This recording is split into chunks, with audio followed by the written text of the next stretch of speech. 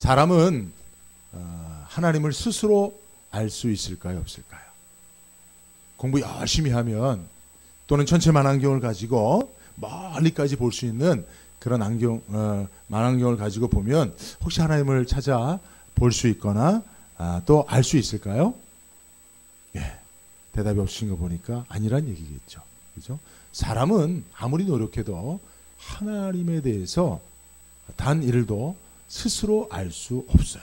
그럼 하나님은 어떻게 알 수 있어요? 하나님께서 당신을 가르쳐 주셔야 돼요. 보여주셔야 돼요. 그 말씀을 들려주셔야 돼요. 그래야 하나님을 알 수 있습니다. 그래서 하나님이 인간에게 하나님 자신을 가르쳐 주시는 것을 두 글자로 계시라고 합니다. 하나님이 계시해 주셔야만 우리는 하나님을 알 수가 있습니다. 자, 그런데 하나님께서 당신에 대해서 계시하여 주신 특별한 계시가 뭐죠? 성경입니다. 성경. 자연 만물이 하나님께서 만드신 자연 만물이 일반 계시라면 특별히 하나님에 대해서 구체적으로 글로 적어 하나님을 계시하신 것이 성경 특별 계시입니다. 그러니까 여러분, 성경은 하나님이 하나님을 알고 믿어야 하는 저와 여러분들에게 글로 적어 나는 이런 사람이야, 이런 분이야 라고 그렇게 소개해 주신, 계시하신 것이 성경이에요. 그죠? 그런데 여러분, 중요한 것은 하나님이 제일 첫 번째로 저와 여러분들에게 하나님은 이런 분이십니다 라고 계시하신 그 내용이 뭐예요? 창세기 1장 1절. 특별 계시의 첫 번째 하나님의 계시하신 말씀이 뭐예요? 같이 읽습니다. 시작. 천지를 창조하시니라. 할렐루야. 그러니까 여러분, 이 말씀만 보더라도 하나님은 우리가 하나님에 대해서 다른 것은 몰라도 이것은 꼭 알아야 된다. 하나님이 이런 분이야 라고 꼭 말씀하고 싶은 첫 번째 것이 무엇이에요? 하나님은 창조주라는 거예요. 하나님은 창조주라는 거예요. 그래서 여러분, 우리가 하나님을 믿는 믿음에 있어서 다른 것보다 이것은 꼭 여러분들이 소유해야 될 믿음인데, 그것이 뭐냐? 창조주 하나님에 대한 믿음인 줄로 믿습니다. 여러분, 이게 믿어져야 돼요. 여러분, 하나님이 천지를 창조하신 창조주이심을 믿으시면 아멘 해보세요. 다시 한번 아멘 해보세요. 예. 창세기 1장 1절 이것을 이야기하고 있고요. 이게 믿어져야 1장 2절부터가 이해되는 거예요. 그죠? 네.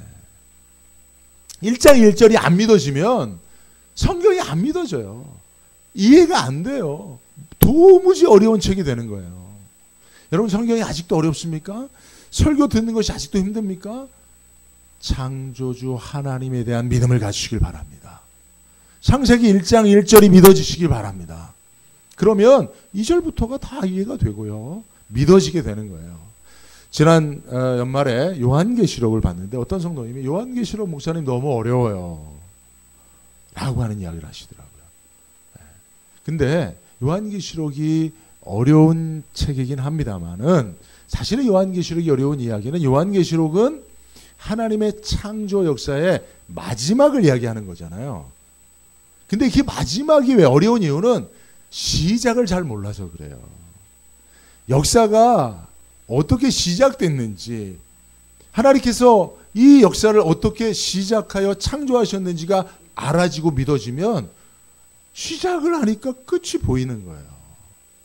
그러니까 여러분, 요한계시록은 창세기를 알아야 더 쉽게 이해되는 성경인 줄로 믿습니다. 자, 그런데 마침 또 하나님께서 매일 성경 이 스케줄표에 의해서 요한계시록이 끝나고 바로 또 창세기를 저에게 주셨어요. 그래서 이제 창세기 말씀을 우리가 1월, 2월 중에 한 37장까지 쭉 여러분 우리가 살펴보도록 하고요. 기회 있는 대로 여러분들에게 창세기 말씀드리려고 하는데요. 자, 오늘은 이제 창조의 하나님에 대한 믿음, 그 믿음은 어떤 내용을 담고 있는지 세 가지를 여러분들에게 말씀드리려고 하는 것입니다. 자, 첫 번째 한번 같이 따라 읽습니다. 창조주 하나님이 말씀으로 천지를 창조하셨다. 아멘입니까? 믿습니까? 하나님이 말씀으로 천지를 창조하신 줄로 믿으십니까? 3절을 보니까 하나님이 가라사대 빛이 있으라 하심에 빛이 있었고, 오늘 우리가 읽었던 26절에도 하나님이 가라사대 했어요. 가라사대라고 하는 것은 말씀하셨다는 거예요. 그러니까 하나님의 창조는 말씀으로 이루어졌습니다. 그죠? 네. 그렇다면 이것은 무엇을 의미하는 거예요? 하나님이 말씀으로 천지를 창조하셨다는 것은 하나님 안에 하나님이 창조하신 모든 것이 다 있다는 거예요. 아멘입니까? 한번 따라해 봅시다. 하나님 안에 다 있다. 예, 하나님이 말씀하셨는데 그게 현실화됐다는 거예요. 그게 창조의 현실이 됐다는 거예요. 그건 뭐예요? 하나님 안에 다 있는 거예요. 이 세상에 존재하는 모든 것이, 하나님의 말씀으로 창조된 모든 것이 결국은 어디에 있는 거예요? 하나님 안에 있는 거예요. 그러니까 하나님 안에 창조의 능력이 있고요. 하나님 안에 이 모든 피조세계가 다 하나님 안에 존재하는 거예요. 아멘입니까? 그러니까 하나님이 말씀만 하면 이것이 현실화되는 거예요. 창조의 실물이 실물로 나타나는 거예요. 근데 여러분, 사람들 우리는 말하지만 말을 한 대로 따라 지킬 수 있는 능력이 없어요. 그죠? 내가 너 100만 원 줄게. 근데 내가 100만 원이 없으면 100만 원 줄게라는 말대로 그것은 현실로 이루어지지 않잖아요. 그러니까 사람의 말은 믿으면 안 돼요, 여러분. 그러나 하나님은 그 안에 다 가지고 계셔요. 그러니까 말씀하시면 그것이 곧 사실인 거예요. 그러니까 하나님 말씀하시면 이것이 현실화되기 전에도 우리는 믿을 수 있는 겁니다. 할렐루야. 그래서 하나님의 약속을 믿고 나가면 그것을 삶의 현실로 만나게 되는 겁니다. 하나님의 다 있는. 자, 그렇다면 하나님께서 말씀으로 창조하셨다는 그 사실은 하나님 안에 이 피조세계의 모든 존재하는 것들이 다 있다고 한다면, 여러분, 우리가 살아가면서 필요한 것들, 그것을 누구한테 구하면 될까요? 하나님한테 구하면 되죠. 그죠? 우리가 살아가면서 필요한 모든 것, 건강, 물질, 생명에 속한 모든 것, 우리 삶에 속한 의식주 모든 것, 다 어디에 있어요? 하나님 안에 있는 거예요. 하나님이 말씀만 하시면 되는 거예요. 그러면 하나님이 말씀하실 수 있도록 우리는 무엇하면 돼요? 기도하면 되는 거예요. 그래서 빌립보서 4장 6절에 아무것도 염려하지 말고 오직 모든 일에 기도와 간구로 너희 구할 것을 감사함으로 하나님께 아뢰라. 그러면 모든 지각에 뛰어나신 하나님의 평강이 너희의 마음과 생각을 지키시리라. 할렐루야. 예, 우리 구하는 모든 것 하나님 안에 있어요. 그러니까 감사함으로 구한다는 건 뭐예요?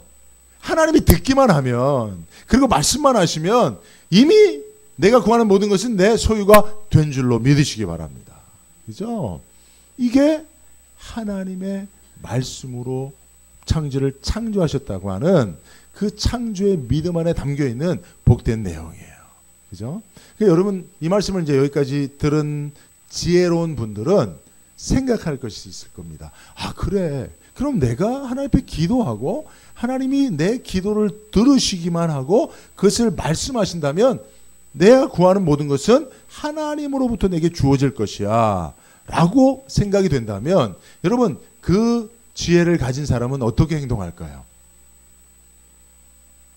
하나님이 내 말씀을, 내 기도를 듣기만 하면, 그리고 말씀만 하시기만 하면 모든 것이 채워지고 그 필요가 공급이 된다고 하는 사실을 믿는다면, 그 사람이 취하는 행동은 뭘까요? 지혜로운 행동은 나도 하나님의 말씀을 잘 들어야겠네 라는 거 하는 것 아니겠습니까? 그죠? 자녀가, 아버지가 내가 구하는 것 들어만 주시면, 그리고 약속만 하시면 내 필요한 모든 건 아버지로부터 공급된다고 믿는 자녀라면 아버지가 무슨 말 할 때 귀 기울여 듣지 않겠냐 말이에요. 그래요, 안 그래요, 여러분? 그래서 여러분, 말씀을 잘 듣는 자가 하나님으로부터 공급을 받게 되는 거예요. 하나님 말씀하실 때는 눈 감고 졸고 듣지 않고 딴청하고, 그죠? 그러다가 내가 필요한 것 있으면 하나님 앞에 쪽으로 나가서 하나님 앞에 막 이야기하면, 하나님 말씀 내가 안 듣는데 내 말은 하나님이 들어줘야 된다고 하는 그런 보장이 어디 있어요? 이게 신앙의 염치입니다. 신앙의 염치예요. 그래서 여러분, 하나님 말씀 잘 들으시길 바랍니다. 그러면 여러분들이 하나님 앞에 여러분들이 구할 것을 필요를 아를 때 하나님도 잘 들어주세요. 하나님이 듣기만 하면 다 가지고 계신데 뭐. 그죠? 공급하여 주신다는 것입니다. 이것이 창조주 하나님이 말씀으로 전지를 창조하셨다고 하는 창조의 하나님에 대한 믿음의 첫 번째 내용이고요. 두 번째는 창조의 하나님이 당신의 형상과 모양대로 우리를 만드셨다는 거예요. 한번 따라합니다. 시작. 형상과 모양대로 우리를 만드셨다는 거예요. 그죠? 26절을 보니까 하나님이 가라사대 우리 형상을 따라 우리의 모양대로 우리가 사람을 만들고 했어요. 그죠? 네. 우리의 형상, 하나님의 형상이죠. 우리의 모양, 삼위일체 하나님의 모양이죠. 그죠? 여러분, 사람이 하나님의 형상과 모양대로 만들어졌다라고 하는 것, 이거 하나님의 창조 역사의 가장 중요한, 가장 핵심적인, 밑줄 쫙쫙 긋고 시험에 꼭 나오는 것으로 여러분들이 알면 돼요. 하나님의 창조 역사에 가장 중요한 거예요. 다른 것도 여러분 잊어버린다 할지라도 이것은 잊지 마시길 바랍니다. 저와 여러분들은 하나님의 형상과 모양대로 만들어졌다는 거예요. 여러분 이것은 매우 중요한 의미들을 담고 있는데 간단하게 세 가지만 여러분 말씀드리면 우리의 존재 가치를 얘기해 주는 거예요. 사람의 존재 가치. 여러분 창세기는 누가 기록한 말씀입니까? 하나님이 누구를 통해서 기록하셨죠? 예? 누구예요? 모세요, 모세. 모세 오경이라고 하잖아요. 창세기, 출애굽기, 레위기, 민수기, 신명기. 모세예요. 그러면 모세가 창세기를 기록했다면 그러면 창세기의 첫 번째 수신자들은 누굴까요? 출애굽한 이스라엘 백성들이겠죠. 그럼 이스라엘 백성들은 400년 동안 넘게 어떤 신분으로 살았어요? 애굽에서 노예, 종살이였어요. 자존감이 땅에 떨어져 있었습니다. 자기 비하감이 하늘을 찌를 듯 있었습니다. 그죠? 우리는 노예야. 우리 민족은 노예 민족이야. 우리는 종살이하는 민족이야. 그죠? 그런 이스라엘 백성들에게 하나님이 너희는 하나님의 형상이야. 내가 내 형상과 모양으로 우리 형상과 모양으로 너희를 만들었단다. 라고 말씀하셨습니다. 할렐루야. 여러분 우리도 혹시 낮은 자존감을 가지고 계신 분들이 있습니까? 나는 세상에 쓸모없어.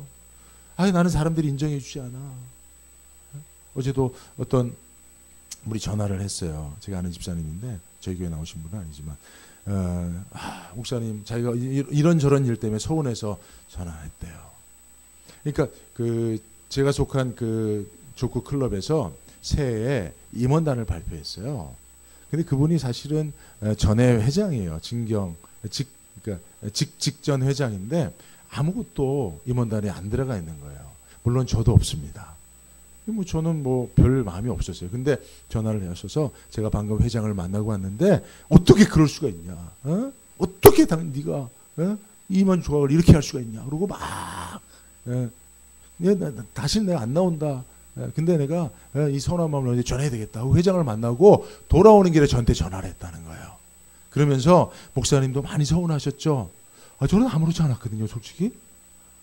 아무렇지 않았어요, 솔직히. 근데 그분이 저하고 그분 이름이 빠졌거든요. 또 한 분, 3명이 빠졌어요. 어떻게 목사님? 목사님 마음 제가 너무 잘합니다. 제가 그래서 오늘 회장 만나왔고요. 뭐라 그랬어요? 목사님이 얼마나 서운하겠냐. 사실은 전화 받으면서 나는 하나도 안 서운했는데. 나는 하나도 마음이 서운한 게 없었는데 그래도 뭐라 그랬을까요? 예, 이해합니다. 예, 그럼요. 그러면 안 되죠. 제가 이렇게 이제 공감해 줬어요. 근데 제가 전화를 받으면서 이 일도 서운하면 서운하겠구나. 근데 저는 안 서운했어요. 여러분, 우리가 살면서요.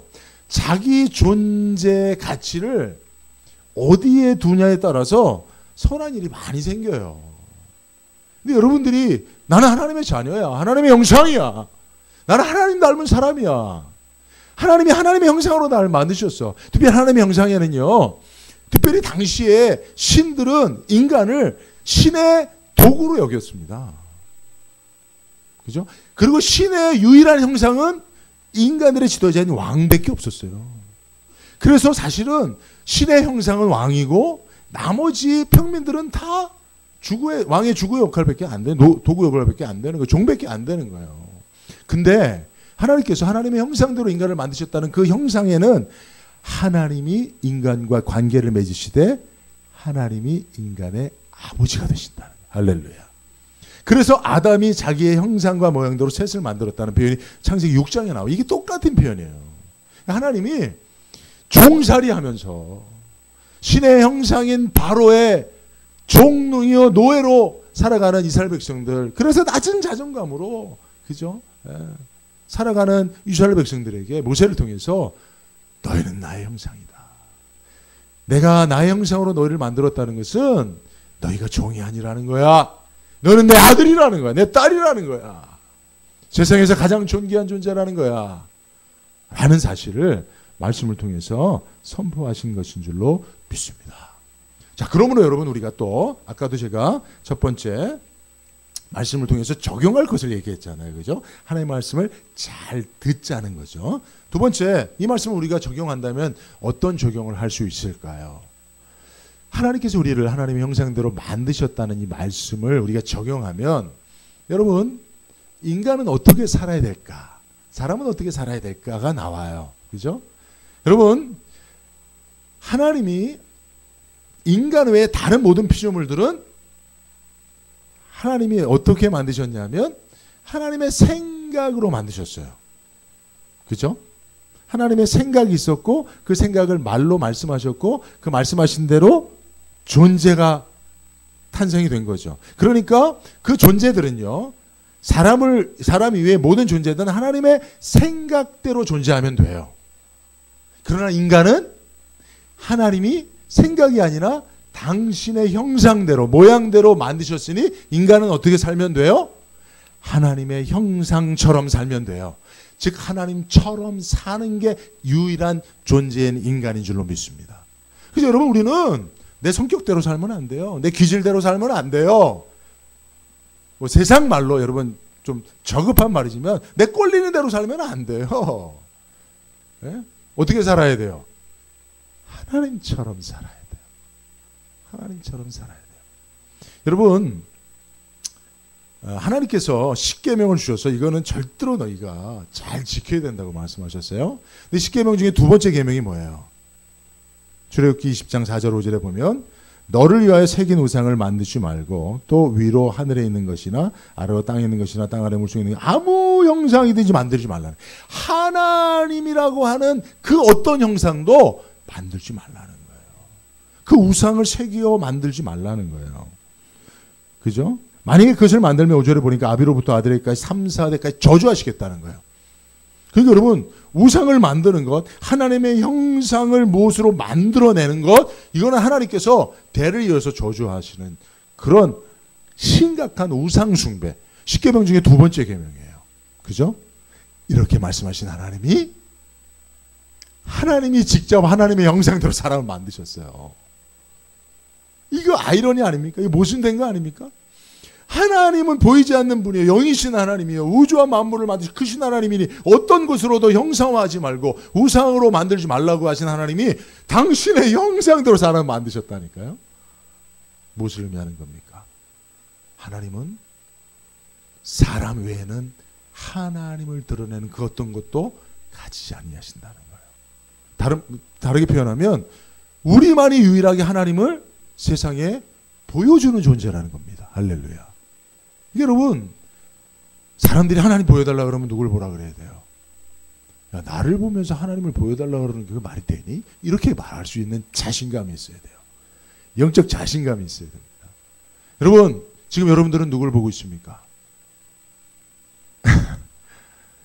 대답이 없으면 제가 이제 다시 회개로 들어가야 돼요. 금식하며 회개해야 됩니다. 여러분들 저를 보면 누구를 떠오르고 계십니까? 미 아니라면 저는 또 제가 뭐 머리 막 하고 양복 입고 막 멋있게 여러분들 선다고 해서 여러분 그걸 제 모습을 보여드리고 싶은 게 아니에요. 하나님을 보여드리는 존재입니다. 유일하게 하나님이 그래서 여러분 다른 우상 만들지 말라고 하신 거예요. 너희로 충분히 나는 나를 드러내고 싶다는 겁니다. 그죠? 그러니까 여러분 우리는 하나님처럼 살아야 돼요. 그래서 그리스도인, 그러니까 이 땅에 오셔서 육신을 입고 사는 하나님의 모습 그대로 보여주신 게 예수님이잖아요. 그래서 우리는 예수님의 삶을 어떻게 하든지 따라 살아야 되는 거예요. 그게 하나님의 형상으로 우리를 만드셨다고 하는 하나님의 의도와 목적입니다. 그죠? 그런 거예요, 여러분. 우리 선교사님 알바니아에 가셔서 그 공동체, 집중 공동체에 가셔서 뭐 힘있게 막 능력 있게 막 그런 사역도 하시겠지만, 여러분 더 중요한 건 뭡니까? 하나님의 모습으로 가시는 거예요. 하나님의 형상으로 가시는 거예요. 예수의 삶을 거기서 사시는 거예요, 여러분. 선교사한테 여러분 뭐 많은 거 기대하면 안 됩니다.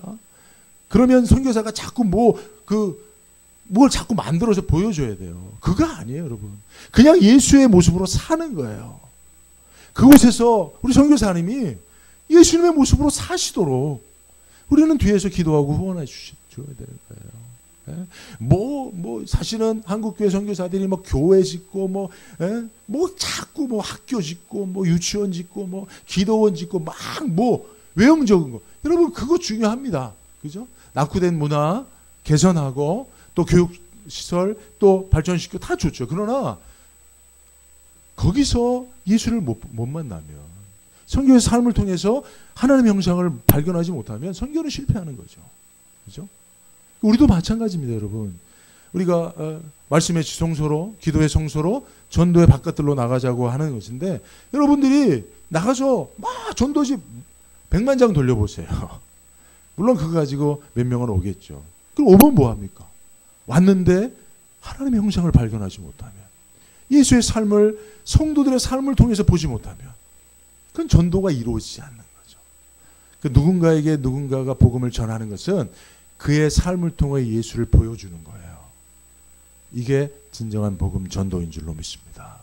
저도 마찬가지예요. 제가 목양하는 게 여러분들 케어하는 게 목양이 아니에요. 그것도 물론 여러분들 돕고 여러분들 위해서 기도하고 중보하고 제가 다 해야겠죠. 저도 그것을 열심히 하고자 합니다. 그러나 더 중요한 것은 제가 말씀을 전하는 제가 여러분들에게 예수의 모습을 보여드려야 하는 것이죠. 그래서 여러분, 제가 여러분들에게 화 한 번도 낸 거 못 보셨죠? 저 화나고 막 소리치고 지랄하는 거 보신 적 있어요? 없죠. 근데 제가 화 안 낼까요? 제가 지랄 안 할까요? 제가 승질은 없을까요? 아니에요. 승질 충만합니다. 한성격합니다. 큰 소리 칩니다. 그러나 여러분들이 그렇게 하지 않는 이유가 뭐예요? 네? 제 모습을 보여줘봤자 아무 유익이 없기 때문에 그래요. 제 생각, 제 성격, 제 사고방식, 제 삶의 패턴, 여러분들에게 아무리 보여주면 뭐합니까? 그거는 세상에 훌륭한 사람들 많아요. 그건 세상 밖에서요, 교회 밖에서요, 세상에 훌륭한 사람들 많습니다. 그런 사람들 통해서 배우시고요. 교회 안에서는 어찌하든지 예수님 삶, 하나님의 형상 보여주기 위해서 애쓰는 거죠. 이게 신앙훈련이에요. 여러분 신앙훈련이 다른 게 아닙니다. 어떻게 하면 내가 예수님을 좀 보여줄 수 있을까? 예수님 냄새나는 삶을 살 수 있을까? 라고 하는 것이고, 이것이 또한 순종입니다. 내가 내 뜻대로, 내 성격대로, 내 방식대로, 내 언어 표현대로 말하려고 하는 그러한 욕구가 있어도, 그래, 예수님처럼 말해야지, 예수님처럼 생각해야지, 예수님처럼 성품을 가지고 살아야지 라고 하는 것이 진정한 순종의 훈련인 줄로 믿습니다. 예, 그런 거예요. 그죠? 이것이 바로 하나님께서 하나님의 형상대로 우리를 만드셨다는 그런 말씀에 담겨 있는 의미고요. 자, 세 번째 한번 같이 읽습니다. 시작. 하나님께서 복을 주셨다. 창조주 하나님께서 복을 주셨어요. 우리가 여러분들 흔히 기도하죠. 저도 그런 기도 많이 하는데, 구원하여 주신 것도 감사한데 천사도 흠모할 만한 직분까지 주셨으니 더더욱 감사합니다. 이런 기도 많이 하시죠, 여러분. 그죠? 근데 여러분, 우리가 이렇게도 기도해야 돼요. 창조하여 주신 것도 감사한데 복까지 주셨으니 더더욱 감사합니다. 할렐루야. 그러면 여러분, 우리가 그냥 살지만 말고 복된 삶을 사시길 바랍니다. 복을 누리며 사시길 바랍니다. 근데 하나님이 주신 복은 두 가지예요. 28절과 29절을 보면 생육하고 번성하여 땅에 충만하라. 땅을 정복하라. 모든 생물을 다스리라. 통치권의 복입니다. 다시 한번 말씀드리죠. 이 말씀은 모세를 통하여 1차 수신자가 누구라고요? 애굽에서 종살이하고 바로에게 피지배적인 삶을 살았던 이스라엘 백성들. 그들에게 하나님께서 모세를 통해서 내가 너희들을 그렇게 만든 게 아니야. 너희는 지배를 받고 지배자에 의해서 핍박과 압박을 받고 사는 그런 존재가 아니야.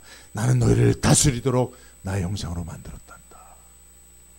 세계를 다스리도록 정복하고 다스리고 통치하도록 너희를 만들었단다.